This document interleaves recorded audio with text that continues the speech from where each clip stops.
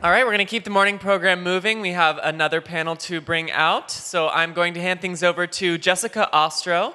Jessica is the head of growth and marketing at Flipgrid, which was acquired by Microsoft in 2018.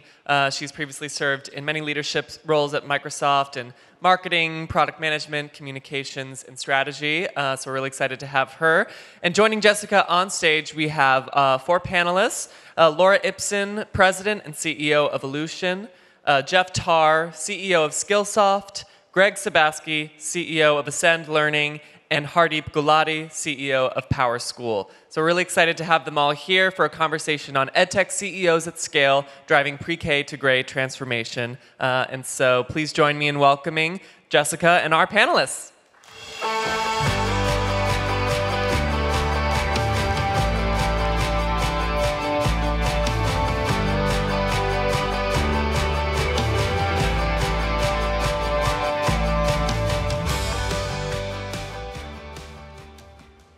Good morning. Thank you all for being here today. I'm really excited to be able to speak with this incredible panel. I need to get my glasses on. And today, I wanted to start with the fact that 2 of these CEOs that are up here today have gone public in the last couple months. Pretty awesome, and they all got to ring the bell. It's amazing.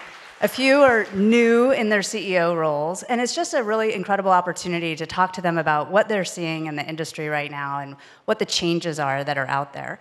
It's kind of incredible if you think about by 2025, we will have 5 generations in the workforce. And what that means is all of these students are moving up into the workforce, and then we also have an age group at the very top that's still going to be in the workforce. And all of these amazing CEOs are addressing learning in some capacity. One of the things I wanted to ask each one of them today is a little bit about how they got into their roles and who influenced them the most. What educator or mentor really helped them get to where they are today in their leadership? Okay, Let's start off with you, Laura. You were looking at me. I'm looking at you. Listen, I think I took a very different kind of a path because I grew up in my career in government affairs. I had always said I was going to be an ambassador one day. I still have a little bit of time, but it was really not my early education, but learning on the job in Silicon Valley, mostly at Cisco, to dream big, to take risks, the culture of Silicon Valley that taught me the most. So when I was ready to go do something else, I jumped from a corporate job running government affairs to an engineering organization, emerging technology, because I was taught one thing: follow your passion and take risk. So I was building smart grid, and had always had a theme of education in my life from my parents. So that's really what propelled me here. I was never thinking I will be a CEO of a tech company, but it drove me to take risk and dream big and follow your passions. Was there a specific mentor or an educator in your life that had a really lasting influence? Well, you know, one of the things for a female leader is I had great mentors. Many of them were men, but there was one woman who was real tough. Her name is Sebasky. She was the chief marketing officer. When I moved over, she dragged me in her office and said, there's one thing that's going to be really important when you start a new business. She wrote a big $sign and circled it. That's your bullseye. I love that story. And what about you, Jeff? You know, I believe that for entrepreneurs, CEOs, anyone who aspires to a leadership role, having a mentor or coach is critically important. I had a coach for 15 years of my career, a person by the name of Alan Lauren. He was an experienced CEO, and when he retired, he just coached a handful of CEOs and aspiring CEOs. And he helped me see around corners. I'm confident I would have been fired multiple times if not for Alan, and so I certainly wouldn't be here today. Alan sadly passed away a couple of years ago, but I still find that if I'm facing a critical challenge or a question I just can't solve regarding leadership or board dynamics, all I have to do is ask myself, what would Alan do? And after 15 years, his voice is still in my head and continues to make a huge difference for me. I love that story. And how about you, Greg? Yeah, for me, great mentor that I had by the name of Steve Ruskowski. He's now CEO at Quest Labs, or Quest Diagnostics. He's been there for a while. I worked in the medical device industry for about 30 years prior to joining the education industry. And what I learned from Steve as I moved up through general manager jobs or so forth is that we need to understand the personas of people that we're selling to, both the user of the product and the ultimate patient or customers. And understanding personas would allow you to build better, seamless products that matter. And that was the most important skill I learned from him. And it was not about projecting my experience or my family's experience into the product pipeline. It was about really understanding the personas of who we were selling to. And that was important, right, for a lot of reasons, not only for market share, but obviously for profit as well. And I still remember from my first day when I joined Hewlett-Packard in their medical business in 1984, Dave Packard was still around. And Dave Packard's famous statement to all of the general managers was, anybody can build a big, shitty business. You know, so look to build things that are relevant. Look for the profit pool. Don't just drive for always for top line. Build a sustainable business. I love that. And Hardeep, I'm sure you've got some good ones. Plenty of mentors, but I'll take the different route of educator. I think it's, given education conference, I want to touch upon person named Dr. Sudarshan. He was actually the founder of main memory database, DALI in Bell Labs, back even in late 80s. But rather than creating a Snowflake or HANA, chose to go back into education, move back to India, and I was fortunate to be his master's thesis student at IIT Powai, Mumbai. And, you know, that set me the trajectory. So, you know, he probably set thousands of more people, and he's still kind of running the computer science department out there. So just amazing to see what educators can do to us. Thank you all for sharing. I think it's really interesting. You're all still lifelong learners, because I can tell you're all continuing to learn and ask for advice, and you're not just sitting on your CEO laurels. So I love hearing that story, and I think it inspires probably a lot of you out there who are all in this startup mode or investors.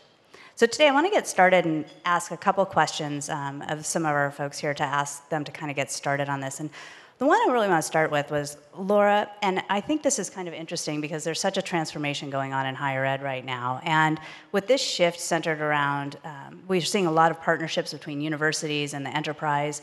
Why don't you tell us a little bit about what your advice is around like institutions and what they should be addressing and what should they be thinking about as they really move into this next, generation of learning?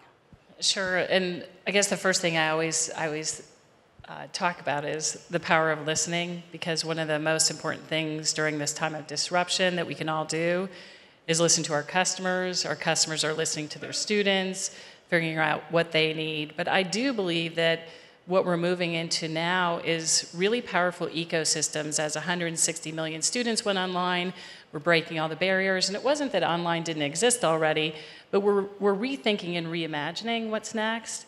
And as I sit down with many leaders, and actually one in person in Silicon Valley who runs a big state institution, university, her mind is focused on ecosystems and partnerships, partnering with the private sector, getting more out of the technology that she already uses. So I just believe the open ecosystem, whether it's with the technology platform not being proprietary, embracing partners, and really in what we do, the integration of everything, thinking through what students need, what the solutions are, is the most powerful thing, because right now, as the landscape has changed for higher education, we need to find new powerful solutions, and more of higher ed, and this particular president is really engaging with ideas of new curricula, whether that's from Microsoft or Google, from the big tech, and how do we present and help students get the types of not just the credits, but the competencies, and building that up. And so I think the most powerful thing that we can do is that agility and trying to get ahead of what's next versus resisting it, because disruption is not just about COVID. It's been around and it's here to stay. And COVID just has really accelerated that. It accelerated it. Jeff, do you have a just follow-up? because it's a tremendous time for partnerships between higher ed and business.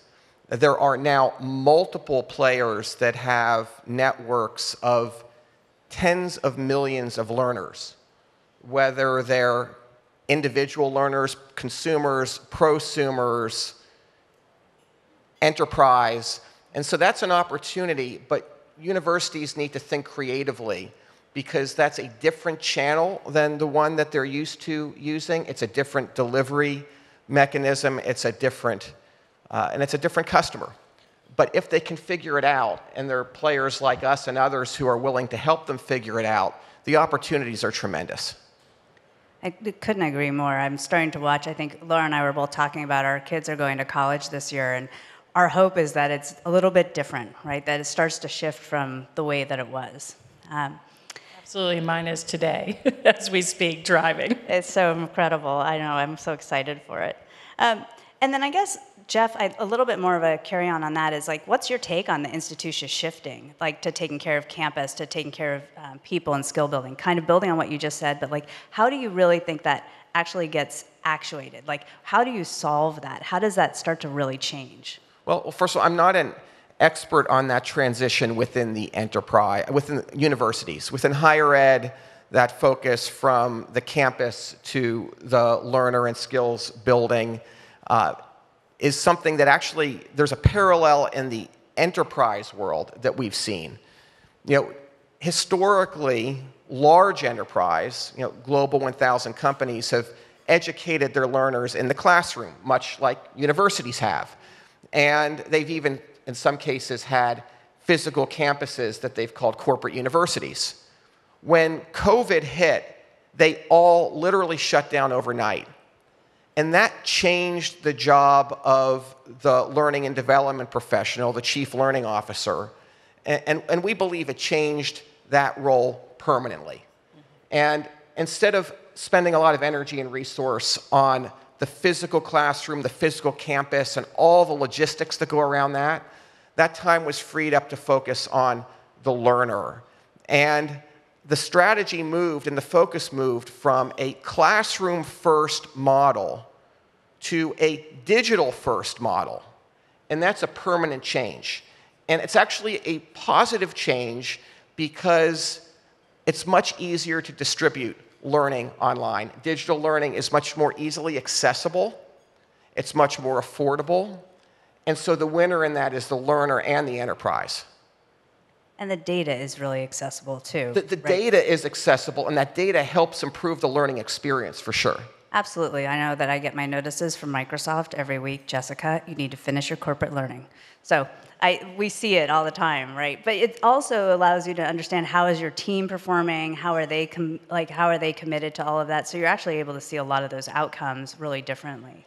And Greg, as you're looking at this as well in universities, I'm kind of hitting on this university topic because I'm really interested in it, but how are we going to help students get into those jobs they want, and then the employers get what they need as well? Yes, I think that's the role, that we try to play, to be that accelerator, if you will, for people to find the careers that they want to pursue. And it's important that we act as a broker more actively with the universities and community colleges to ensure that the new job competencies that are being defined in these job descriptions actually, are resonant back in the curricula that the students are following. And that can be didactic learning, experiential learning, and obviously the big request now is social and interpersonal skills, which seem to be lagging in our current environment with so much use of social media. So, we try to understand that in some cases where we're preparing people that have to pass a certification exam or a licensing exam, like in nursing. So we carry those employer needs back not only to the regulator to help them improve their certification test so the right people are getting into the market, but then working with the deans of nursing or the deans of health sciences and other areas, we're able to get the curriculum adapted in a way that works for that student. And I'll just say the harder part today is that we already were dealing with the challenge of people trying to return to school who are adult learners, who have maybe done other things or who delayed their entrance to school for whatever reasons. And that's particularly true at the community college level, and they're dealing with all kinds of issues. And so we've been asked to really help remediate and get some more challenged students to catch up with a traditional cohort. And I think COVID is creating even that bigger problem because you've got students moving forward in high school who maybe missed a full year of learning, but they're still going to graduate and they still maybe need to go on to a program. And I think universities and colleges are going to be taking some risks to admit people they wouldn't otherwise do it. And it's our job to try to help accelerate them to get caught up with the rest of the students in their cohort. So that's our mission, to try to change lives. I think that, and your specialty, I think, is really going to be, I think when I was looking and doing some of my research, is really kind of in that medical profession area, right? Like a lot of those certifications. Yeah, so healthcare and also safety, mostly certification, licensing, but both non-degreed and degreed, if you think about the non-degreed jobs being gateway positions, that's important to us. And Hardeep, how are you going to help all of these K through 12 students get started on this? Like, where do you see the opportunities to really pitch in and help? Your Power platform and PowerSchools have been amazing and done so much, and congratulations on going public just recently too. But how are you seeing this kind of the future for all of these students from K through 12? Yeah, I think I start with first saying, K-12 probably, along with healthcare, probably was the biggest segment which got impacted. Compared to higher ed or corporates, which had some amount of digital learning, K-12 had very minimal, right? So the amount of disruption and change and what educators did over the last 18 months to keep learning going, I think there is not enough talked about it. There's a lot of talk about learning loss and ineffectiveness in online learning. And I don't think anybody disputes the role school environment plays in a child's development. I've got 3 kids and I can vouch for that. But I think what we, K-12, accomplished over the last 18 months kind of really set back this label on K-12 that they're laggards or, they're slow to change. I think the amount of, the silver lining coming out of this crisis is the amount of appetite and the discussion now in K-12 about how to now leverage the technology more effectively, how to do more data-driven interventions and instruction, how to personalize and provide more digital equity and overall equity. I think that's just phenomenal, and we're really seeing a resiliency and a whole new appetite in K-12 about that. To your point, we have kind of a front row seat with almost 70% of the districts in North America. And we're seeing transformation across the back office and classrooms. But where you're going in the upskilling, one of the things we have recently brought Naviance into PowerSchool family. And a recent survey Naviance did, which has access to over 40% of the high school students use Naviance, 55% of the kids said that they don't have enough exposure about what colleges and what's a career's path, and 80% want to have experience. And so bridging that work-based learning, more experiential learnings into not just high school, but even all the way into middle school, I think is the path which will help us really change the whole dynamics about how K through 12 continuing to higher ed and corporate life would be. Yeah. And Hardeep, I think when we talked about partnership, the partnership between K through 12 to higher ed, community colleges, and beyond, and to jobs, is so critical for us to, for me, it's unforgivable that we haven't spent time together, quite frankly, but to figure out how to make that fluid in a full circle, to really consider the types of skill sets that are needed now that are critical as jobs have changed. There's so many entry-level jobs that aren't getting filled in program management because there aren't the skills there. So I think knowing that and also being able to look at the data and mobilize it, the biggest challenge that we see across higher ed in institutions is it's not that they're swimming in data, but the knowledge of what's really happening at a level that you can make decisions. And there's a whole lot of work being done to just clean up the data and then to be able to mobilize it all the way up to a governor. I sat with a governor a couple states over from here, and she said, listen, I can't see what's happening through my K through 12 across institutions. I need a dashboard so that I can make smarter decisions about how do I get job creation in certain parts of the state. And this is where K through 12 and higher ed can come together. What can set students up for success moving into a community college, having the pathways, knowing that there's a spot for me, not taking too many courses so that I can preserve some of my funds to get into a credit or other type of credential. I think it's just critical for us to spend more time together in our own partnerships to make an impact. Do either of you have any comments on that? Well, I thought that was fascinating because the more we focus on the learner, the more that's going to lead us away from thinking in silos of K-12, higher ed, continuing ed, corporate ed, and instead thinking about the learner throughout the learner's life. And that's fascinating. I think there's an opportunity worth exploring there. Well, we're going to have to meet back in the green room again. No, I think that's right, because we talk about life cycle, although we don't address K through 12. We kind of start with the college or It stops there. experience and then go forward into the employment area, continue with reskilling and recertification. But more and more, you could reach back, certainly into 6 through 12, right, grades, and start that journey. But how that data is going to come together, visible to the stakeholders, you said at the government level, who are watching, right, all this information and the vast need for people to reskill. Because I think as much as companies are trying to reskill their employees, I think at the same time a lot of us, including me, walk away from COVID with even a firmer commitment to continue to invest in RPA and robotics process automation, honestly. So we're going to have more people becoming available that need to be placed into new roles. I think I can pretty much vouch for all of us have really large-scaled education companies, and talent probably is the biggest thing probably on each one of our agendas pretty much every day. And we're fighting for the same talent, right? We're fighting in the war about the same talent. And then we look at K-12 and we look at 63% of the kids last year went to college. And when you look at the kids who did not go to college, only half of them actually go into the workforce. And then there is 500,000 kids which are dropping out, and only half of them actually enter the workforce. So you look at where the talent loss is, we got to kind of really get that early in through the K-12 itself, because that's the only way, not just getting kids more engaged who are already going to the college and making them more successful, but also seeing the kids which are missing the opportunity and getting them early on. That's the only way I think we can really address this whole supply gap.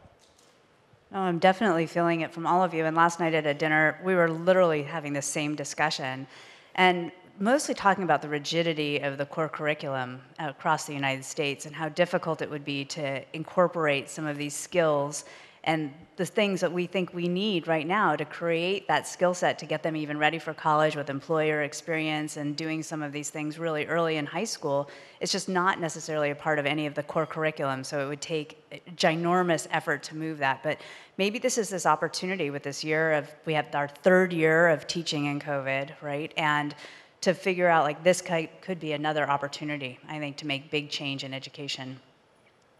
And I think to go along with that, Greg, I'm kind of curious about, as we build this workforce for the future and address this clear war for talent, right, which is where we're at. I mean, Hardeep, yes, every day I'm hiring for Flipgrid. How do we identify and support gateway jobs to lift existing and emerging workforce? How do we support that? Yeah, I mean, I spend a lot of time thinking about this for a lot of reasons and watching some of the emerging policy decisions that are going to come out of the new administration, because when you look at the data, at least for the U.S., and depending how you define unemployment, the U3 measure or the U6 measure, whatever from the BLS, that would include gig workers and other things, or people that are aspired other jobs. I mean, the numbers are massive, right? And I look at, the labor force participation rate in the U.S., we're down to 62%. Even Japan's at 70%. And in Japan, women largely haven't been in the workforce. They say, what is happening here?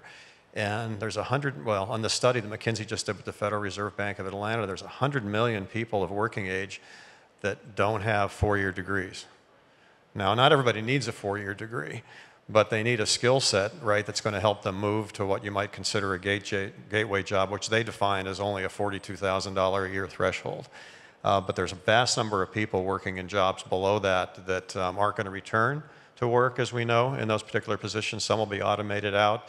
And so for us, being willing to be creative about preparing people through community colleges, maybe not even associate's degrees, certifications are going to become incredibly important, as long as that certification has a strong stamp of approval and covers all the things an employer would want, which I said earlier would be social, interpersonal skills that we'd look for, experience that they brought from a prior job that may be relevant to a new position. So somebody going from a customer service representative to maybe a sales job and then maybe sales management.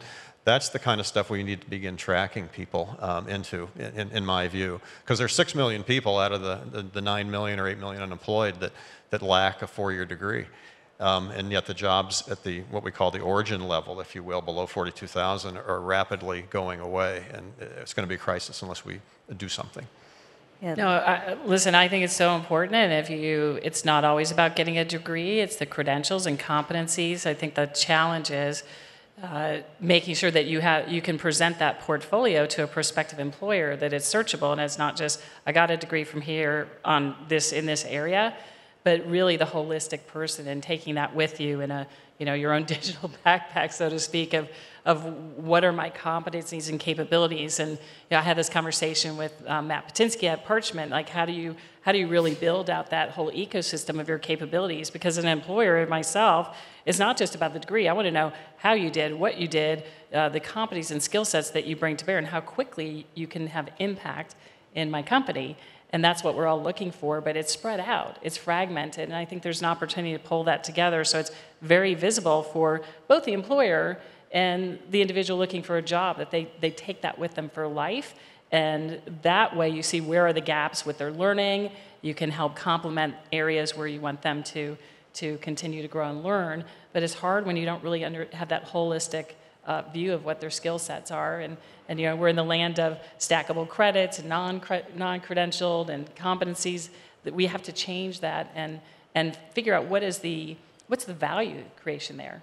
And the hiring of the person, that first day is actually just the beginning. It's not just the credentials they bring coming in, but it's a continuous process. According to World Economic Forum, fully half of all workers across the world will need to be reskilled by 2025. These are huge numbers. The OECD is talking about 1 billion people, their daily work being impacted by technology over the next few years. So it starts on day one, but it has to be continuous. I'm kind of curious, and this is a little off script, but what are you all doing within your companies to keep that learning growing? Like you're all talking about, we all have it, right? Like what are you doing to upskill even the talent force that you have right now? I'm kind of curious. Like Jeff, why don't we're blessed because we're in this business, yeah. right? So we have one of our key strategic pillars, creating a culture of leadership and learning, and part of that is using our products to the fullest as part of that equation. And I believe if we're going to sell learning and development to others, we need to be world-class at it inside of our own enterprise. And we're having a lot of fun with that. There are all sorts of things we're doing. At every meeting, we talk about what we learned. We're driving towards, getting people access. We just bought a coaching business called Pluma. It's a very disruptive coaching business. And I believe ultimately we'll be a company that offers leadership coaching to everybody in the company. So lots of fun things that we get to do, but it's a unique situation. And how about you, Greg? Are you getting a lot of folks who want to be sports? What was I looking at last night? Well, what we do is we sort of recognize that only 20% of the training we can give employees is going to be kind of more formal or didactic, if you will. It's really the experiential part. And so teaching our managers, right, and leaders how to take all those folks that are in that succession plan, right, that we have and be more creative and go deeper. But to give people the kind of rotational experiences or informal experiences in the job, or even to shadow someone, just to be able to begin to understand those things, because it's amazing the kind of talent you could find with somebody that didn't have the opportunity to go to college for whatever reasons, and this challenge that may be working in an entry-level job, but is pretty bright and has the ability to become first-level manager, and then who knows, right, where they go from there. Well, and I think beyond the traditional learning that you have, the most interesting part's been the last year and a half, where how do you onboard new employees? I onboarded 3 or 4 executives that never met their teams. So how do you create learning and development for early in career and leaders and in between when we've all been on Teams or Zoom or other, and that's here to stay for a while, right? So many in the corporate workplace is you can live anywhere now. Your job market is global. Learning is global. It's a whole marketplace. So we have to think creatively around how we perpetuate learning. We have a learning culture because we're in the learning space, but it's all changing. And so it's exciting to see what technology will contribute. And just to make a plug, because I saw the class.edu.com or class.com with the new creative capabilities with Zoom on learning to make it much more dynamic, and that's exciting. And I think in EdTech, we all have to think creatively if there are many employees that are not coming back to the workplace anytime soon or at all, right? Or at all. Yeah. I had fortunate to be almost in 11 years now in education and working on corporate education, which is part of Jeff's family, some total system. And one of the things I remember early on from a GE experience was their NPS on their GE university was dropping significantly, but collaboration hubs NPS was much higher. So employees are looking for more just-in-time contextual. It's the attention spans of not sitting in a 30, 50 minutes class, but more contextual learning. So we focus a lot on how do we provide tools embedded into their learning experiences, the collaboration opportunities with Slack and embedding into Salesforce and different things so that you can actually, you can get quickly and get the right help as well. And that's what, honestly, is what we are missing even in K-12. And one of the things what got me really excited about PowerSchool was the fact that if you look at our kids, which are even more digitally native, and their attention spans are even more challenged with all the different distractions, how do we get the similar paradigm of learning and experiential learnings to them much early on? And that kind of really builds the foundation. So, the creation of any sort of new behavior, to actually create a learning culture, for example, requires the creation of habits. And Alan, the mentor who I talked about earlier, taught me that to form a habit, it has to be something that's done every day. So if you're going to do something once a week or once a month, that's interesting, but it rarely becomes a habit. But learning, if you basically say, for example, I'm going to spend 10 minutes, 15 minutes learning something every day, then it becomes a habit. And the tools that exist, that we all offer and others here offer, enable that in a way that wasn't accessible before. I was so curious. I love that you brought up accessible right at the very end, because one of the things that struck me is all of you are working on these platforms for education, and for all of us to keep learning in these 5 generations that are going to be in the workforce. How are you starting to think about not only accessibility, but equity across all of these spaces? And I'm really curious about your thoughts around that. Like, especially Laura, do you have any influence in the equity or accessibility as you're building out your platforms for universities and helping them think through some of those? I think more of our, especially now when you think about, and it's such a great area that Microsoft's incredible at, is accessibility. How do we think about accessibility and student needs in new ways with student well-being, with disabilities? How do you make sure that you have a level playing field and equity that way with, maybe your online learning platform? There's some students that don't feel as comfortable making a statement or challenging. I think that's a place where technology and tools can prompt and nudge and help. But certainly, I would say across all of higher ed, a number of our conversations are focused on diversity, equity, and inclusion, because there's such a great expression when students are on campus, and we're all hopeful that students are going to go on campus, that as it's safe, and that we have normal interactions. But now you have a hybrid model where, for me, even in my company, I said I will never again sit in a meeting with 80% of my team and have 20% seeing a postage stamp on a screen, no matter what screen it is or what tool I use.